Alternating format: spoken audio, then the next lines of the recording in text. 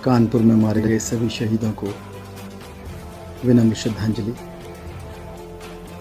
ऐसा अनेकों बार हुआ है जब प्रभावशाली अपराधियों, माफियाओं और अवतारी बाबाओं के द्वारा कानून को चुनौती देकर पुलिस पर हमला बोला गया। तथाकथित बाबा रामपाल की गिरफ्तारी के लिए स्वयं प्रदेश के पुलिस महानिदेशक को आना पड़ा। तथाकथित बाबा राम रहीम की गिरफ्तारी के प्रयास में 12 करोड़ की संपत्ति नष्ट हुई और 38 व्यक्तियों की जान गई। जवाहर बाग कांड मथुरा में पुलिस अधीक्षक नगर श्री मुकुल द्विवेदी और एक अन्य थाना प्रभारी की जान गई थी। कानपुर में पुलिस जनों की जान गई। ये सब ऐसे कांड हैं जिन्हें मात्र श्रद्धांजलि देकर संतुष्ट होना गैर जिम्मेदारी होगा। इन सब घटनाओं से सबक लेना आवश्यक है। कुछ बिंदुओं पर यदि ध्यान नहीं दिया गया तो बहुत हानि होगी। इतनी बड़ी घटना के जिम्मेदार लोग पूरी तरह से शक्ति के विभिन्न गलियारों में अपने संपर्कों का आनंद उठाते हैं। उन्हें विश्वास है कि उनका कुछ बिगड़ नहीं सकता और यह आपराधिक विजय उनकी एक्सटॉर्शन क्षमता, चमत्कारिकता को और ग्लोरीफाई करेगी, जिससे समर्थकों में उनका आकर्षण बढ़ेगा।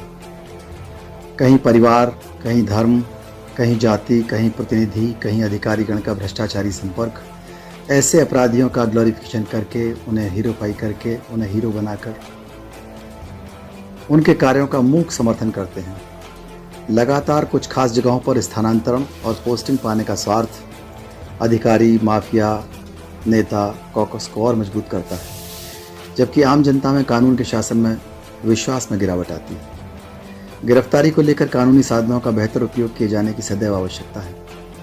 अपराधी की हैसियत के अनुसार यदि उस परिणाम घोषित हो जाता है तो अपराधी अपने दूधिया, कुक, परिवारीजन, ड्राइवर, गार्ड, मित्र सब पर शक करने लगता है और उसे सबसे सुरक्षित स्थान जेल ही लगता है। यदि राम रहीम पर 25 लाख या 50 लाख इनाम घोषित होता तो 38 लोग न मारे जाते। यदि जवाहर बाग मथुरा के मुख्य अपराधियों पर 5 या 10 लाख इनाम घोषित होता तो पुलिस के 2 अधिकारियों का जीवन बच जाता। उनकी सारी सप्लाई काटकर उन्हें मजबूर किया जा सकता था अपराधियों को कि वे कानून के सामने घुटने टेकते।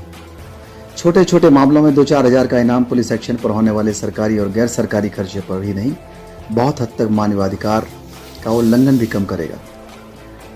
आखिर अपराधी की हैसियत का 1 से 5% तक इनाम क्यों घोषित नहीं हो सकता? हो सकता है अगर हम चाहें तो, जबकि मुआवजे देने में 50 गुना से ज़्यादा व्यय होता है और पुलिस का मनोबल अलग से कम होता है, जो वापस लाना बहुत मुश्किल होता है। अभिसूचना एकत्रण में नई तकनीकों का इस्तेमाल किया जाना चाहिए।